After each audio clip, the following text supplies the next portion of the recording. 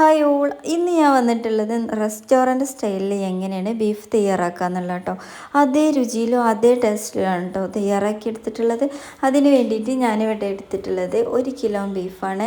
ഏകദേശം നല്ല വലുപ്പത്തിലാണ് കേട്ടോ എടുത്തിട്ടുള്ളത്. എല്ലൊന്നുമില്ലാത്ത ബീഫാണ് കേട്ടോ. അപ്പോൾ അതിന് വേണ്ടിയിട്ട് ഞാനിവിടെ ഒരു പ്രഷർ കുക്കർ എടുത്തിട്ടുണ്ട്. അതിലോട്ട് ഞാൻ ഇത് ആഡ് ചെയ്ത് കൊടുക്കുന്നുണ്ട് കേട്ടോ. അപ്പോൾ എൻ്റെ ചാനൽ ആദ്യമായിട്ട് കാണുന്ന കൂട്ടുകാരാണെങ്കിൽ ഒന്ന് സബ്സ്ക്രൈബ് ചെയ്ത് സപ്പോർട്ട് ചെയ്യാൻ മറക്കരുത്. അപ്പോൾ ഇതിലോട്ട് ആവശ്യമായിട്ടുള്ള ഉപ്പ് ചേർത്ത് കൊടുക്കുന്നുണ്ട്. അതിന് ശേഷം ഇത് വെന്ത് വരാൻ വേണ്ടിയിട്ട് ഞാൻ ഇതിലോട്ട് കുറച്ച് വെള്ളം ഒഴിച്ച് കൊടുക്കുന്നുണ്ട് കേട്ടോ. അപ്പോൾ ഇതൊരു 7 വിസിൽ വരുന്നവരേക്കും നമുക്ക് വെയിറ്റ് ചെയ്യാം കേട്ടോ. ആ ഒരു സമയം കൊണ്ട് ഞാനിവിടെ ഇതിലോട്ടുള്ള മസാല തയ്യാറാക്കുന്നുണ്ട്. അപ്പോൾ ഇതിൽ കറിവേപ്പില, ചപ്പ്, പിന്നെ കുറച്ച് പെരിഞ്ജീരകം, വെളുത്തുള്ളി, ഇഞ്ചി, ചെറിയ ഉള്ളി ഇട്ടിട്ടുണ്ട് കേട്ടോ. അങ്ങനെ അതവിടെ സെറ്റാക്കി വെക്കുന്നുണ്ട്. ആ ഒരു സമയം കൊണ്ട് നമ്മളെ ബീഫ് ഇവിടെ സെറ്റായി വന്നിട്ടുണ്ട് കേട്ടോ. അപ്പോൾ ഇതിലെ വെള്ളം നമുക്ക് ജസ്റ്റ് ഒന്ന് വറ്റിച്ചെടുക്കാം. അപ്പോൾ ഇതാ ഏകദേശം വറ്റിച്ച് വന്നിട്ടുണ്ട്. അപ്പോൾ ഈ ഒരു സൈസിലാട്ടോ നമ്മൾ ഇത് കട്ട് ചെയ്തെടുക്കണത്. ഇങ്ങനെ കട്ട് ചെയ്യുമ്പോൾ നമുക്ക് കാണാനൊരു ഭംഗി ഉണ്ടാവുക. അപ്പോൾ എല്ലാം കൂടി കട്ട് ചെയ്ത് സെറ്റാക്കി വെച്ചിട്ടുണ്ട്. പിന്നെ നമ്മൾ ഒരു ബൗളിലോട്ട് ഇതിൻ്റെ മസാല തയ്യാറാക്കി എടുക്കാം കേട്ടോ.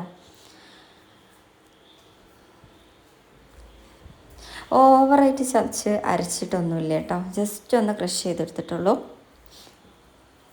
പിന്നെന്താ, ഇതുപോലെ ഉണ്ടാക്കിയിട്ട് നിങ്ങൾ ഇതിൻ്റെ ഫീഡ്ബാക്ക് അറിയിക്കാൻ മറക്കരുത് കേട്ടോ. അപ്പോൾ ഇതിലോട്ട് ഞാൻ ജസ്റ്റ് കുറച്ച് വെള്ളം ഒഴിച്ച് കൊടുത്തിട്ടുണ്ട്. പിന്നെ 2 ടേബിൾ സ്പൂൺ മുളക് പൊടി ഇട്ട് കൊടുത്തിട്ടുണ്ട് കേട്ടോ. 1 ടേബിൾ സ്പൂണ് കാശ്മീരി മുളകാണ്, മറ്റേത് നമ്മൾ എരിവുള്ള മുളകാണ് ഇട്ട് കൊടുത്തിട്ടുള്ളത്. പിന്നെ ഒരു 1/2 ടീസ്പൂൺ മഞ്ഞൾപ്പൊടി, 1/2 ടീസ്പൂൺ ഉപ്പ് ഇട്ട് കൊടുത്തിട്ടുണ്ട്. ഉപ്പ് നമ്മൾ നേരത്തെ അതിൽ ആഡ് ചെയ്തുകൊണ്ട് അത്ര തോനെ ഇട്ട് കൊടുക്കേണ്ട ആവശ്യമില്ല കേട്ടോ. പിന്നെ ഇതിലോട്ട് കുരുമുളക് ഇട്ട് കൊടുത്തിട്ടുണ്ട്. പിന്നെ ഇതാ 2 ടേബിൾ സ്പൂൺ കോൺഫ്ലവർ ചേർത്ത് കൊടുക്കുന്നുണ്ട്. പിന്നെ ഇതിലേക്ക് കുറച്ച് ഓയിൽ ഞാൻ ചേർത്ത് കൊടുക്കുന്നുണ്ട്. ഓയിൽ ചേർക്കുമ്പോൾ ഒരു പ്രത്യേക ഒരു സ്ട്രക്ചർ വരികയാണ് ഈ മസാലയ്ക്ക്. പിന്നെ ഇതിലോട്ട് ഓപ്ഷണലാണ്, ഞാൻ കുറച്ച് കളർ ഇട്ട് കൊടുത്തിട്ടുണ്ട്, വേണമെങ്കിൽ ഇട്ട് കൊടുത്താൽ മതി. എന്നിട്ടിത് കൈ വെച്ച് നന്നായിട്ടൊന്ന് തിരുമ്മി യോജിപ്പിക്കണം കേട്ടോ. പിന്നെ ഇതിലോട്ട് ഒരു 1/2 മുറി ചെറുനാരങ്ങൻ്റെ നീര് ആഡ് ചെയ്ത് കൊടുക്കുന്നുണ്ട് കേട്ടോ. അതിലോട്ട് കുരു വീണിട്ടുണ്ട്, അപ്പോൾ ഈ കുരുകളൊക്കെ എടുത്ത് കളയണേ. അപ്പോൾ ഇത് ഏകദേശം നമ്മളെ മസാല ഇവിടെ റെഡി ആയിട്ട് വന്നിട്ടുണ്ട്. അപ്പോൾ ഇതിലോട്ട് ഞാൻ ബീഫ് ആഡ് ചെയ്ത് കൊടുക്കണേ. എന്നിട്ടിത് കൈ വെച്ചിട്ട് നന്നായിട്ട് ഒന്ന് ഇളക്കി യോജിപ്പിച്ച് കൊടുക്കണം കേട്ടോ എല്ലാ ഭാഗത്തും. പിന്നെ ഇത് ഒരു 1/2 മണിക്കൂർ സമയമെങ്കിലും റെസ്റ്റ് ചെയ്യാൻ വെക്കണം കേട്ടോ. ഇതിൻ്റെ ഉള്ളിലോട്ടൊക്കെ നല്ല മസാല ചേർന്ന് വരാനാണ്. അപ്പോൾ ഇതാ ഞാൻ 1/2 മണിക്കൂർ റെസ്റ്റ് ചെയ്ത് എടുത്തതാണ് കേട്ടോ ഇത്.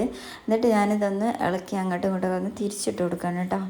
അപ്പോൾ ഇതാ ഇത് വേവിക്കാൻ വേണ്ടിയിട്ട് ഞാനിവിടെ ഒരു ഓയിൽ പാനിൽ ചൂടാക്കി വെച്ചിട്ടുണ്ട്. അപ്പോൾ അതിലോട്ട് ഇത് ആഡ് ചെയ്ത് കൊടുക്കണം കേട്ടോ.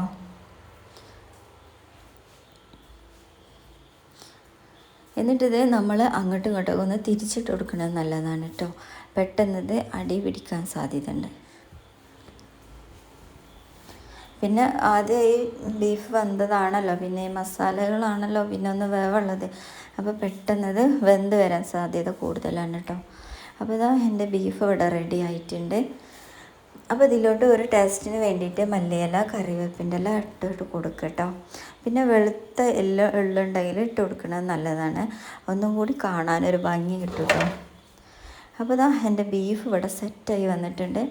അപ്പോൾ ഇത് ചോറിൻ്റെ കൂടെ അല്ല കേട്ടോ, വെറുതെ ഇരുന്ന് കഴിക്കാനും നല്ല ടേസ്റ്റാണ്.